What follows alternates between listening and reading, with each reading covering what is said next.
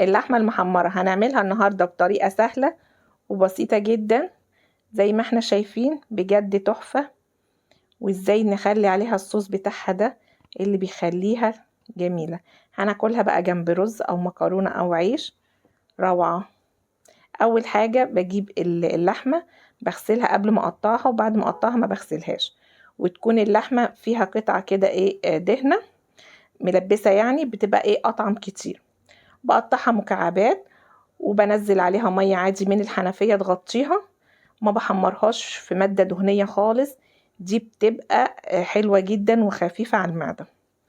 بعد ما نزلت عليها المية سيبها بقى تغلي، واول ما تغلي بشيل الريم بتاعها، بشيل الريم لحد الريم بتاعها ما يبقى فاتح، واسيبها بقى ايه تستوي معايا خالص. بهدي عليها النار واسيبها تستوي، كل ما تحتاج مية بزود لها ايه مية شوية صغيرين بشوية صغيرين زي ما احنا شايفين كده.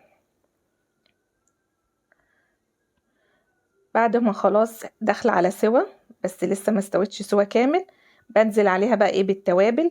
التوابل بتاعتي عبارة عن ملح وفلفل اسود بس، ما بضيفلهاش اي توابل تانية عشان اللحمة تفضل ايه بالطعم المميز بتاعها.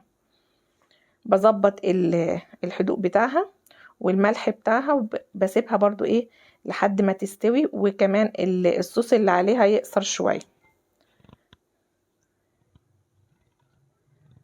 بالشكل ده.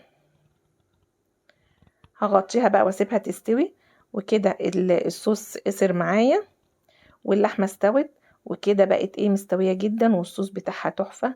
بس احلى حاجه تاكلوها جنب اللحمه دي هو الرز الابيض، بجد روعه مع الصوص اللي معاها ده، رهيبه.